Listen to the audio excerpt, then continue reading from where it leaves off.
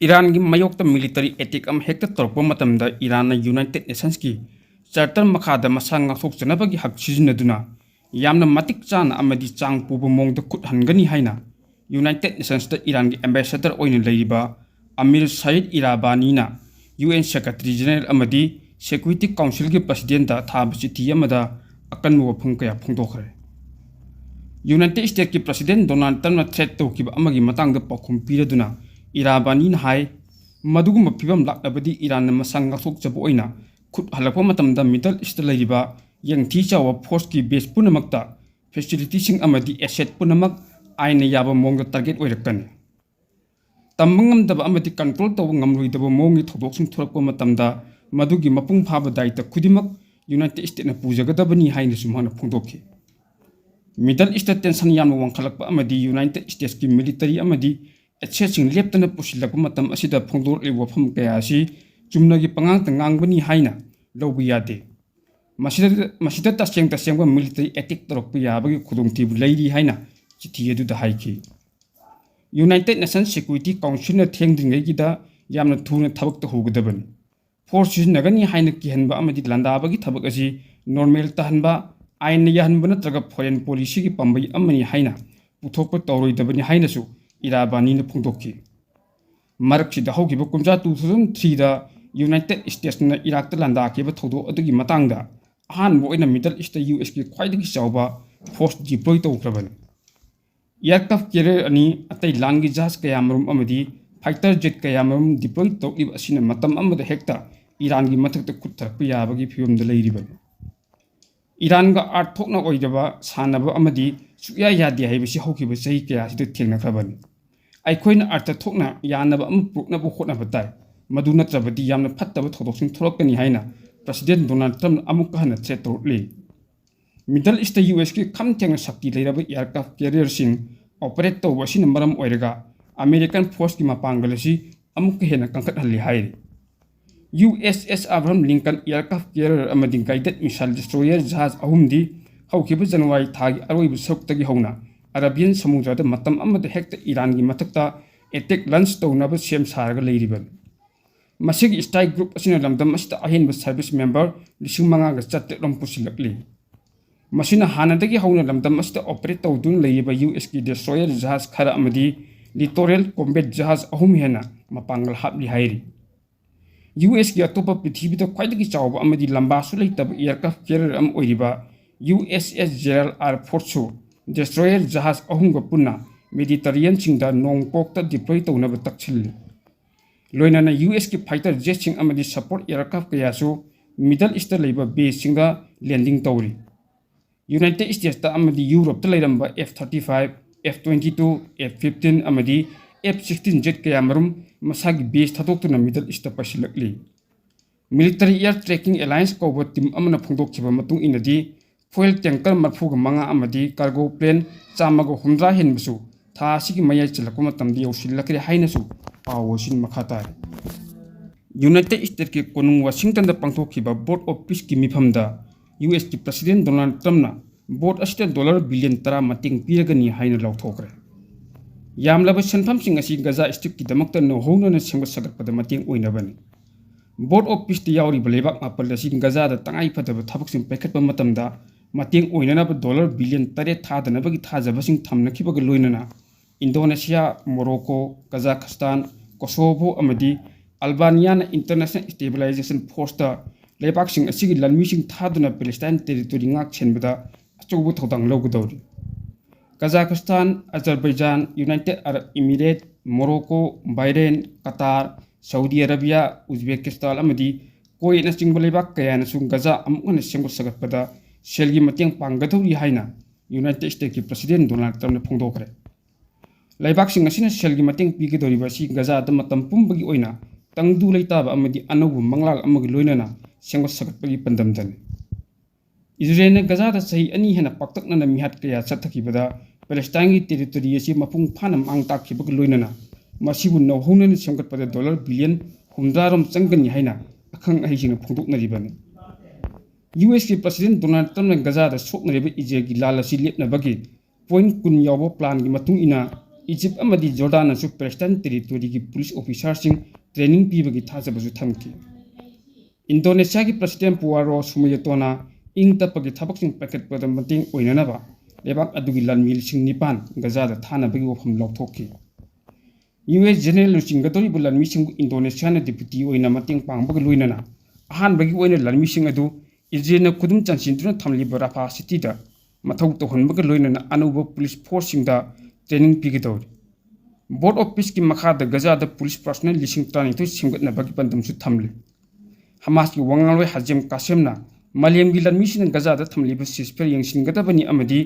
इजरेलना मखाताना लान चतदुना खुदुम चांसिलिबा कयाबु a thing पीगदबनी हाइना अकनु वफम कया फोंदोकी हाइरी Gaza की तुंगी मतंग खन्ना नैनबा इजरेलना लंदाबा लेपदगी हौगदबनी हाइना पैलेस्टाइन इस्लामिक मूवमेंट हमासना फोंदोकरे US president Donald Trump board of peace की मिफम अहानबो इन फमख्रबा मतुंग हमासना हाइरिबो वफम अजि फोंदोरखिबनी गजा स्टेप अमदी अखोगी पैलेस्टाइन मियामगी तुंगी मतंग खन्नरिबा पॉलिटिकल प्रोसेस नत्रगा थौरांग अमा हेक्ट एग्रीगेशन पुंगलेप लेपा ब्लॉकेट तौथोकपा अमदी असिंगबो वफमसिंग असि अखोई मियामगी लेजिस्टिमेट नेशनल राइट अहानबा अमदी ख्वाइदगी मरु ओइना अखोगी ओइबा राइट टू फ्रीडम अमदी सेल्फ डिटरमिनेशन गारंटी पीबदगी हौगदबनी हाइना हमासना सवोरसे निमिता चेरोल अमा थादुना फोंदोकी हाइरि डोनाल्ड ट्रम्पकी बोर्ड हौदोकपगी अहानबा मिफम सवोरसे निमिता वाशिंगटन फमगिबनी लेबाक मियामना पैलेस्टाइन टेरिटोरी अमकन सेमगत सगतनबगी सेल अमदी मीगी मतेंग पांगनी हाइनसु वसकपा याउखि इजराइल अमसुंग हमास की मरक्ता मपांगला सोनबा सिसफियर अमा नहौनना था मरी हेले अदुम ओइनमक इजराइल की प्राइम मिनिस्टर बेंजामिन नेतन्याहुना अमुकन सेमगत सगतपगी थबक अमा हेक्ता पखत्रिंगैगी मंगओइनना हमासना खुलाई थदोकपा ताई हाइबगी फिरेप होंगबा लेत्रि गजा की डिलिमिटराइजेशन की ममांग गजादा अमुकन सेमगत सगतपा अमत लेरोय हाइना अखोइना अखोइगी मिचंग यूएस के यानकी हाइना बेंजामिन नेतन्याहुना फोंदोकी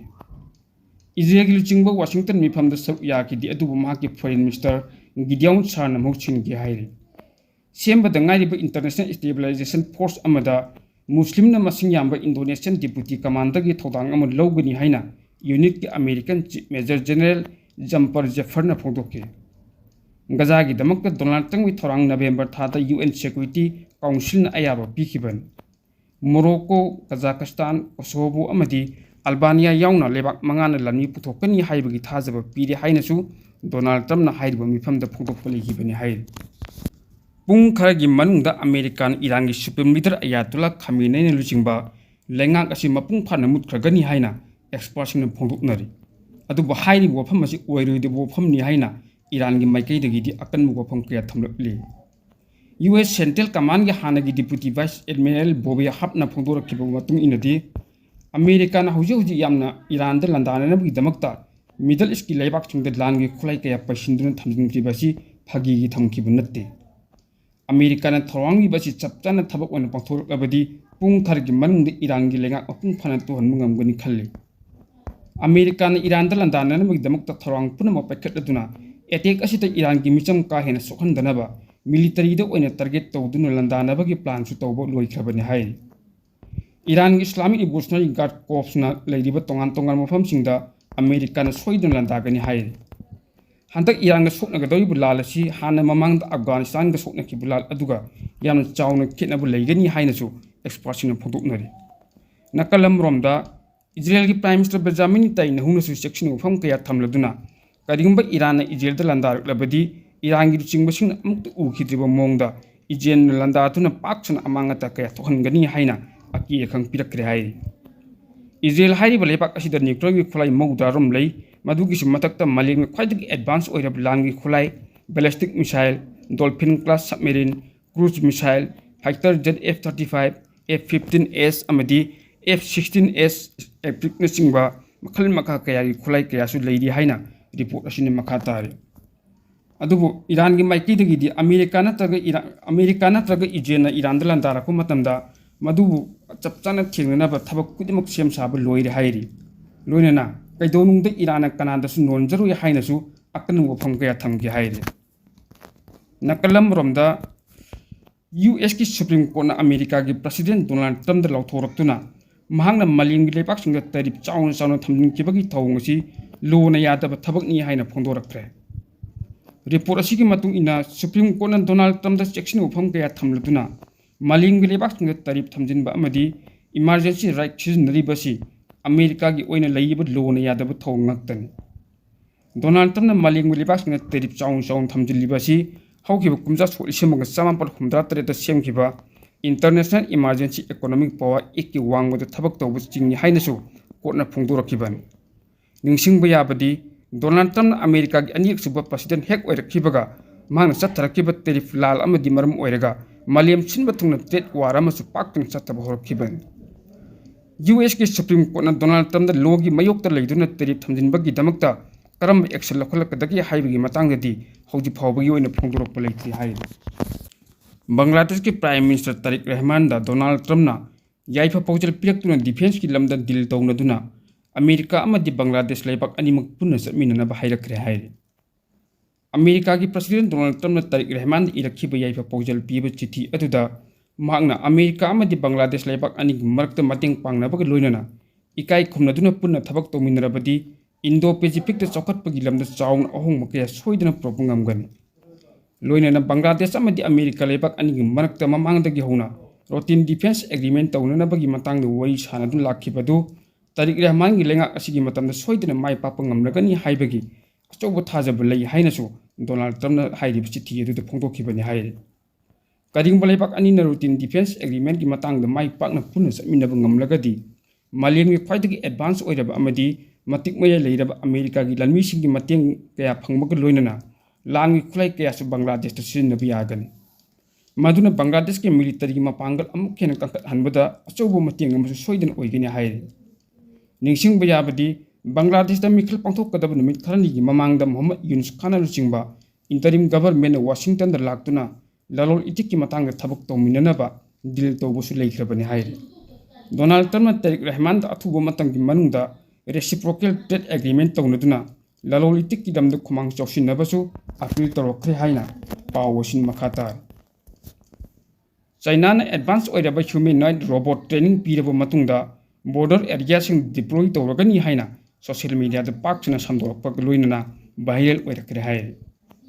social media da uriba video aduda China gi army na advance oiraba humanoid robot singda nongmai pahenduna kapagi video amusu thadorakiban